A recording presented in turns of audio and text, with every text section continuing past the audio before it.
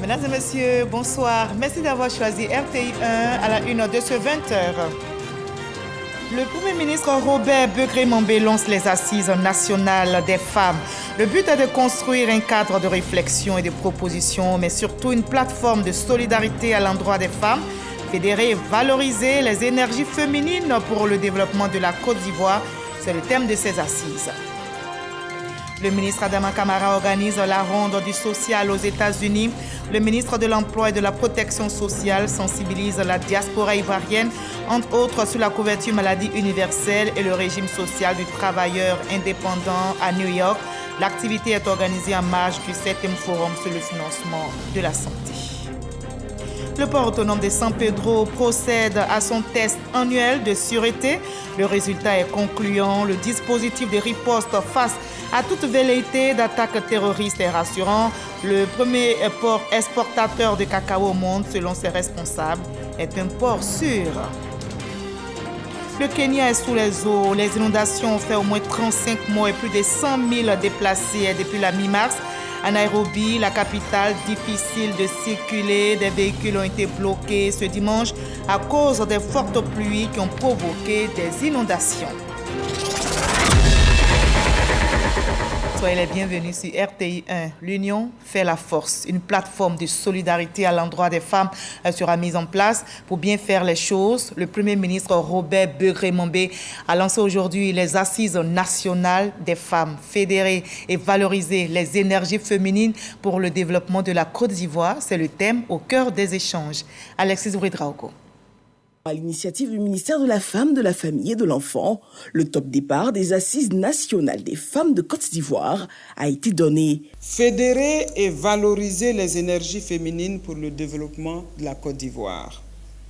Tel est le thème de ces assises qui constituent une occasion privilégiée pour réunir les femmes autour de sujets d'intérêt commun, avec un double objectif: créer une plateforme de dialogue entre les femmes d'une part et d'autre part constituer une force de proposition unique et authentique pour améliorer les politiques publiques sur la condition de la femme dans notre pays. Marraine de cet événement qui verra des caravanes déployées dans 14 régions et 15 localités à travers le pays, la ministre d'État Anne-Désirée Ouloto exhorte les femmes, mais aussi les hommes, à s'approprier cette initiative. Il nous appartient de tirer le meilleur profit de toutes ces rencontres qui auront lieu, qui nous permettront de briser des liens, d'ouvrir des voies et de dessiner des perspectives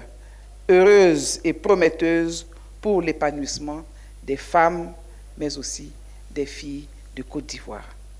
Au cours des prochaines semaines, des missions conduites par la ministre des Femmes seront à votre écoute. Il n'y a pas d'âge, il n'y a pas de niveau social.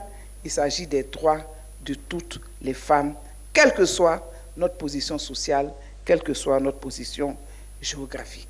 Nous ne devons donc pas nous auto-censurer. Pour le Premier ministre, ces assises s'inscrivent dans la vision du chef de l'État Alassane Ouattara de bâtir un pays égalitaire où hommes et femmes trouvent leur place. Les grandes avancées sociales et économiques réalisées par la Côte d'Ivoire depuis 2012, sous le leadership du président Alassane Ouattara, ont permis une amélioration certaine de la condition des femmes dans notre pays. Cependant, nous ne devons pas ignorer que des défis majeurs restent à relever si nous voulons permettre aux femmes d'occuper toute leur place dans notre société humaine, transformer leur vie au quotidien et par ricochet la vie de la nation. Robert Begré-Mambé n'a pas manqué de rendre hommage au chef de l'État, à ses côtés la première dame Dominique Ouattara.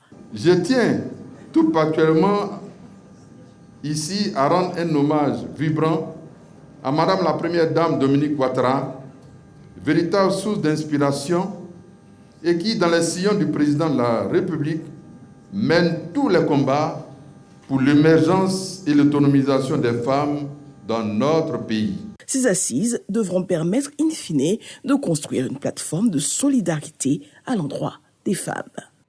Voilà, une solidarité qui passe aussi par la promotion des droits de la femme, notamment dans les administrations. Le réseau ivoirien des femmes administrateurs prône l'égalité du genre pour le bien-être de tous et le développement de notre pays.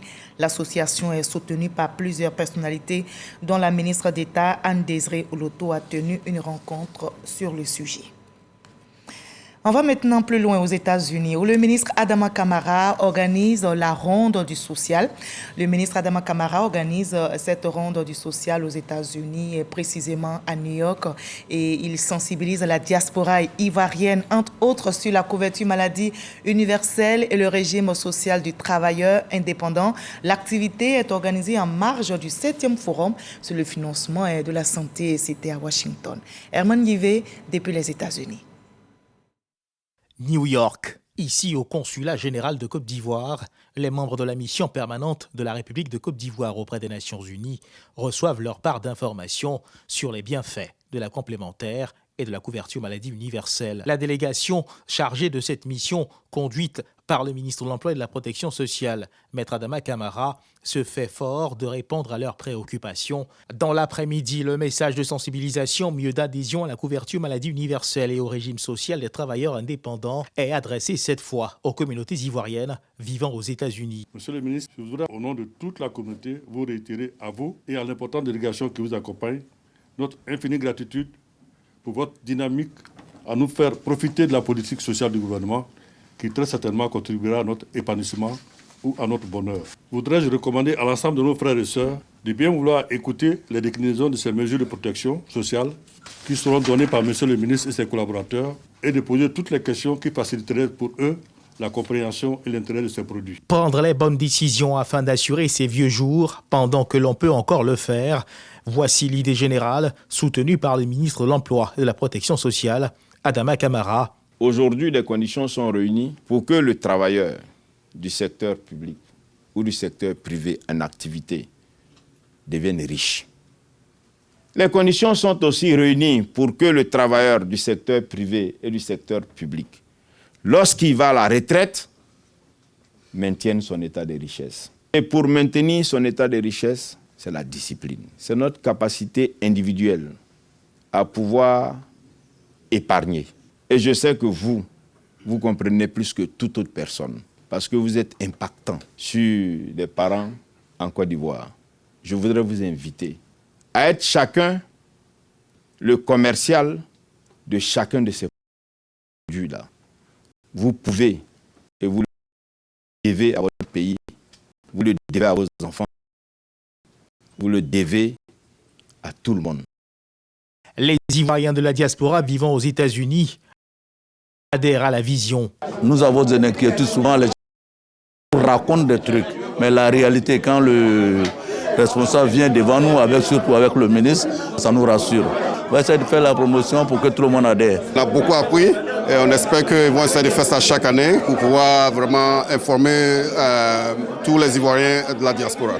Sur ce s'achève la mission conduite par le ministre de l'Emploi et de la Protection sociale, Maître Adama Kamara, aux États-Unis d'Amérique.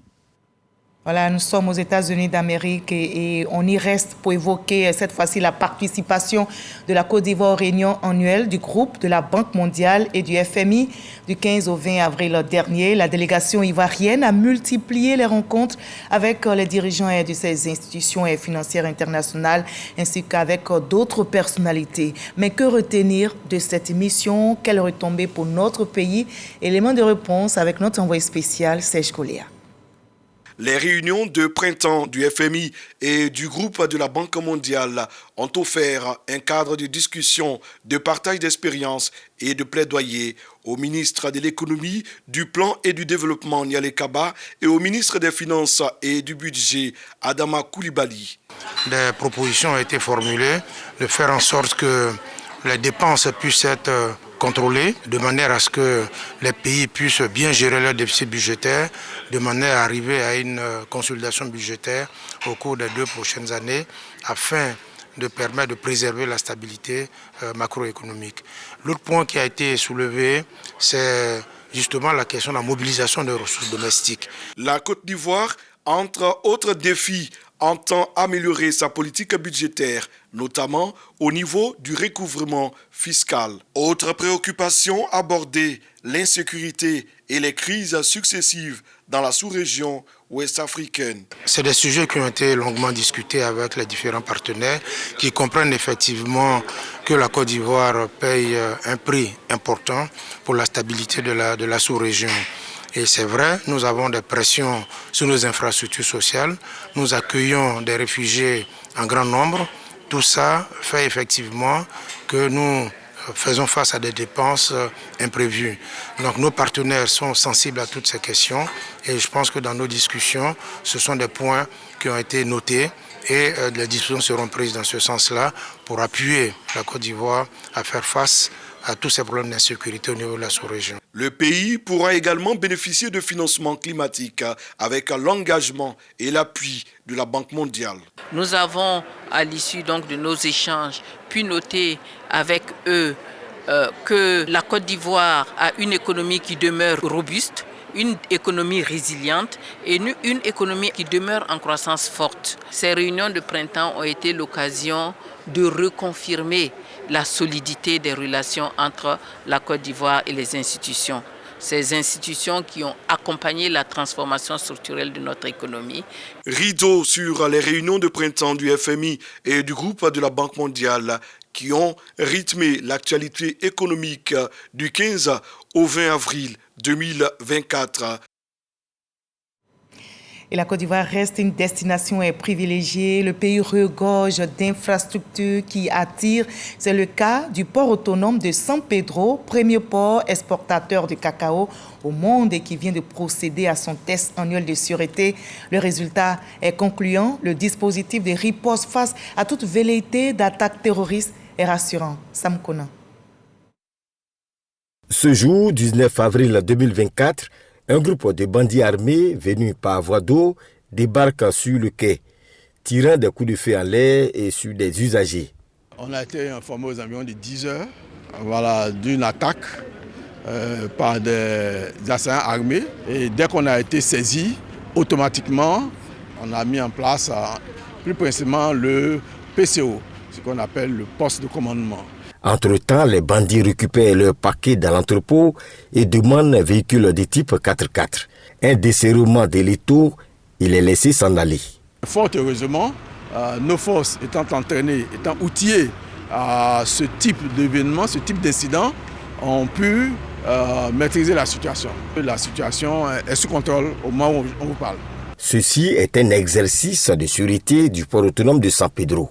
Nous avons ici testé l'efficacité d'abord de notre organisation par rapport aux dispositifs que nous avons mis en place. Au niveau des installations, au niveau des moyens pour répondre à toute attaque et toute menace terroriste. C'est tout le bénéfice d'un exercice, c'est un entraînement. C'est vrai que nous ne sommes pas en situation réelle. Il y a eu des points, je dis positifs, il y a eu aussi des points qui n'ont pas été à la hauteur de nos attentes. Nous allons rediscuter de cela avec l'ensemble des acteurs de cet exercice-là pour renforcer le dispositif de sécurité au niveau du port de San Pedro. Le port autonome de San Pedro, qui se veut un port sûr, diversifie ses activités portuaires. Et résultat, il a réalisé en 2023 un trafic global de plus de 7 millions de tonnes. Et du côté d'Odiéné, la santé, l'éducation et l'environnement sont en bonne place dans le plan de développement de la commune. Et Odiéné est situé, je rappelle, dans la zone nord-ouest du pays. La maire de la localité, Nassene Batouré, a procédé ce week-end même à l'inauguration d'une école primaire, à la remise de 6 salles de classe et d'un centre de santé urbain flambant neuf. Le reportage de Rally Diomondé et Yao Richard. À Odiéné, à plus de 800 km d'Abidjan, le conseil municipal dirigé par Nassene Batouré est bien déterminé à booster les performances du système éducatif et à faire de la capitale du Kabadougou une référence en matière d'excellence. C'est à juste titre que la mairie érige une nouvelle école primaire au quartier Yankafissa, inaugurée ce samedi 20 avril 2024. En prime, un don de 6 salles de classe à l'EPP Habitat et au groupe scolaire École 2. On a plus de 60 élèves dans chaque classe. Il y a 4 élèves sur un seul banc parce que les classes ne sont pas suffisantes. Ces salles viennent à point nommé. Merci au conseil municipal qui a pensé à nous. On espère que, comme Madame le maire a dit, qu'on puisse encore construire d'autres salles de classe. Cela va contribuer en effet à l'amélioration de la qualité de l'enseignement. L'objectif visé par le conseil municipal est de réaliser 70 salles de classe à Odiéné sur 5 ans. Tout comme l'éducation, la santé est aussi inscrite au rang des priorités. Nassénéba Touré vient étoffer l'offre sanitaire de la localité avec l'ouverture d'un centre de santé urbain à Hermankono et du matériel d'équipement. On ne va plus aller au loin pour aller soigner notre enfant, pour aller faire des vaccins. On remercie toujours Madame le maire. Ce qu'elle nous a apporté, c'est une grande chose, quoi.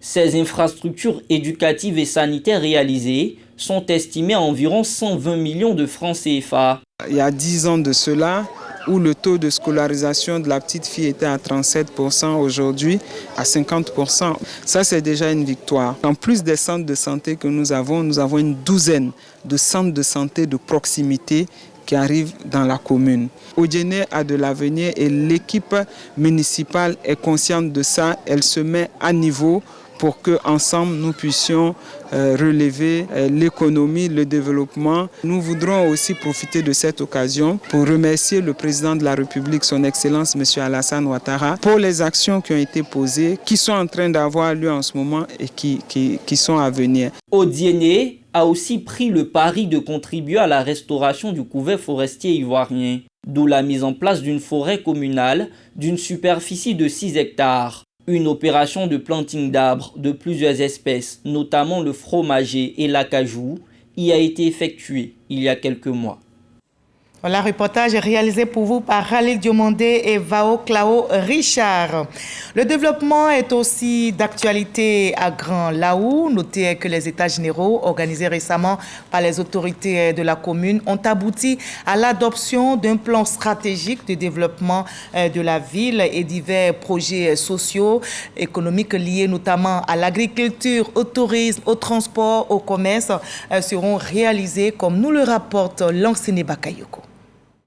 Ces états généraux de Grand Laou visent à associer tous les acteurs locaux ainsi que l'ensemble des couches populaires au choix des projets économiques et autres priorités de la commune.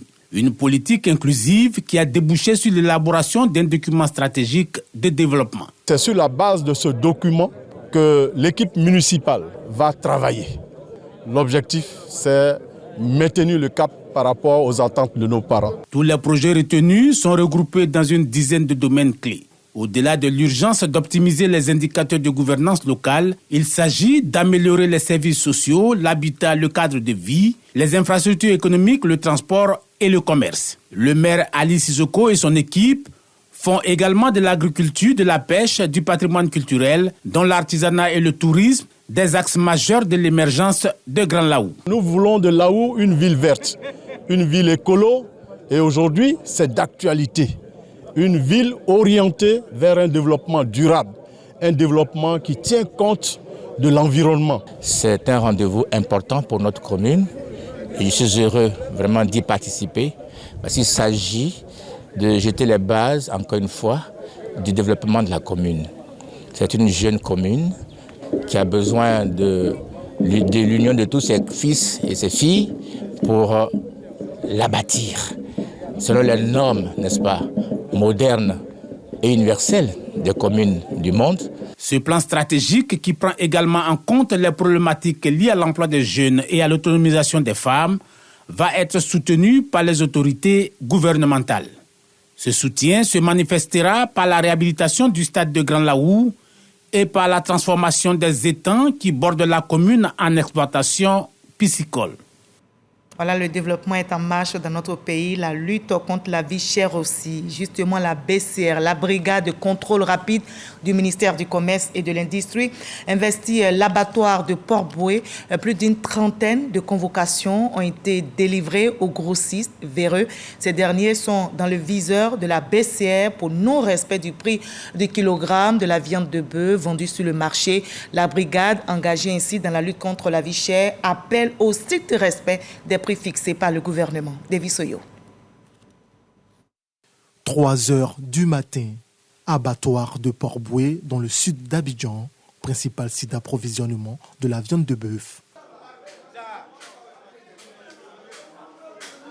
Déjà animé à cette heure matinale, le marché est visité pour la première fois par la brigade de contrôle rapide, BCR. Alerté par des associations de bouchers sur le non-respect du prix du kilogramme de la viande de bœuf plafonné par le gouvernement à 2500 francs CFA, le commandant Alexandre Armand Kofi et ses hommes passent au peigne fin tous les box, questionnent et interrogent les chevillards appelés communément grossistes. La viande de la salmon, ça descend. On ne peut pas fixer un prix. Vous savez que le gouvernement a dit de vendre le kilogramme à 2500 ou pas? Non, je ne crois pas ça. Le plafonnement, c'est depuis 2022. La fixation des prix ou la détermination des prix, c'est faite avec les chevillards et les bouchers. Toute la chaîne de valeur de la viande des bœufs. Donc, il ne peut pas dire qu'il n'est pas informé. Certains prennent la main dans le sac, passent aux aveux et vont même plus loin. Nous sommes à 2700. En matière de boucherie, pour la viande, il ne peut pas avoir de prix fixe. Et puis il y a les taxes à payer ici. Les taxes sont trop élevées.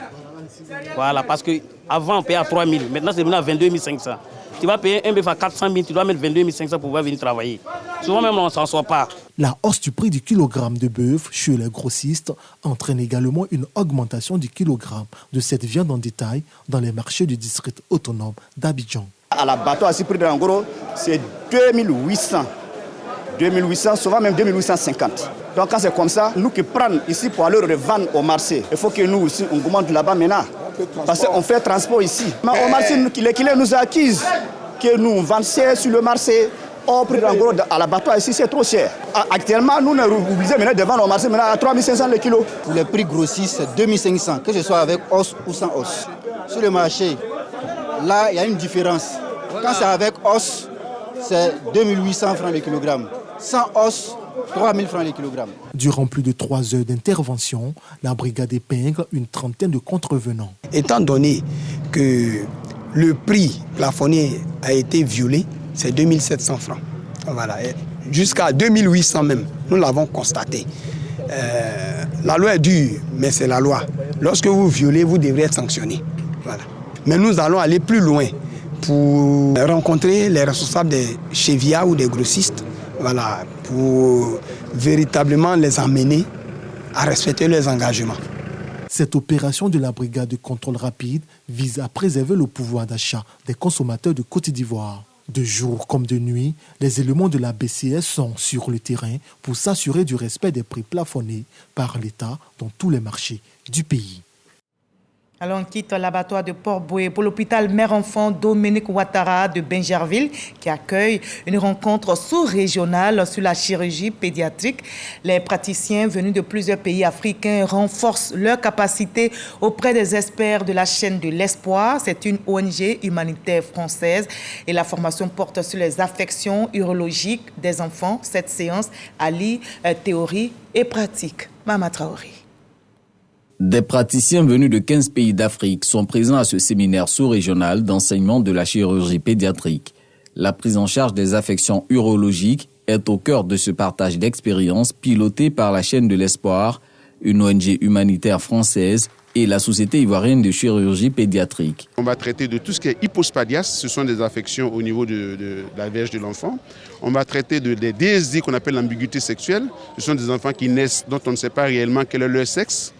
On va traiter également des enfants qui ont des problèmes de rein, qu'on appelle syndrome de jonction. Aujourd'hui, on a 52% de décès des nouveau-nés qu'on opère dans nos conditions. Cette modalité, au niveau casuistique, c'est-à-dire les cas spécifiques de l'hôpital La Première Dame, est passée à 14%. Ça, c'est un bon qualitatif et quantitatif qu'il faut qu'on améliore.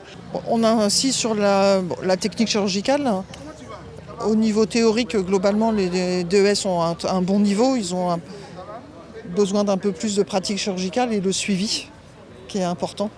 Outre les enseignements théoriques, les apprenants auront droit à des séances pratiques, dont des interventions chirurgicales et des consultations.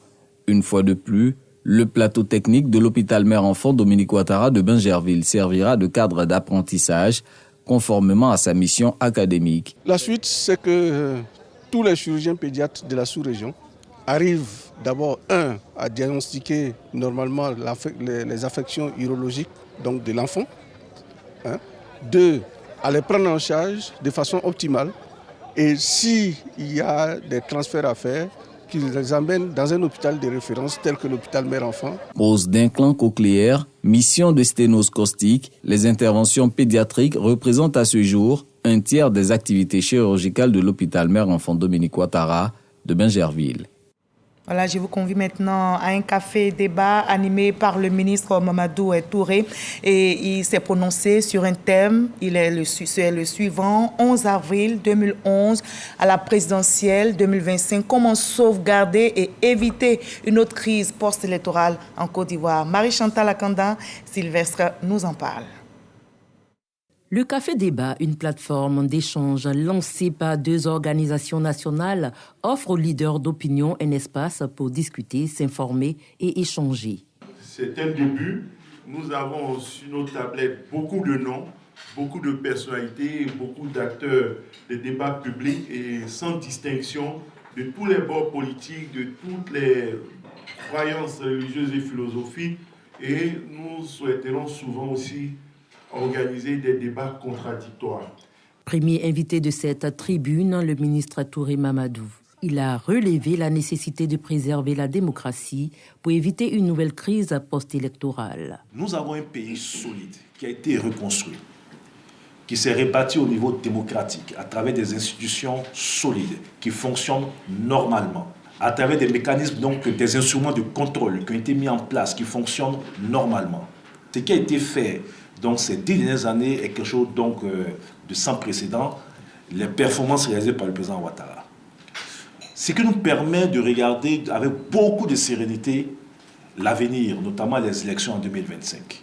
Le ministre Touré Mamadou a également mentionné des points essentiels tels que la promotion du dialogue intercommunautaire, le renforcement de la démocratie et le respect des règles démocratiques contribuent à un climat politique apaisé.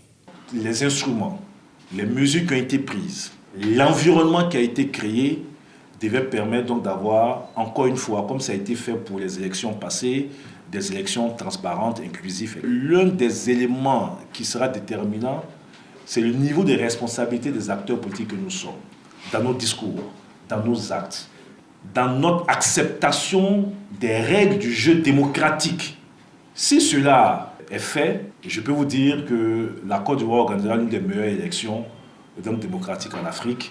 Ce café-débat a été l'occasion pour le conférencier d'insister sur l'importance de reconnaître que la préservation de la démocratie nécessite un engagement constant en faveur du respect des droits fondamentaux de chaque citoyen.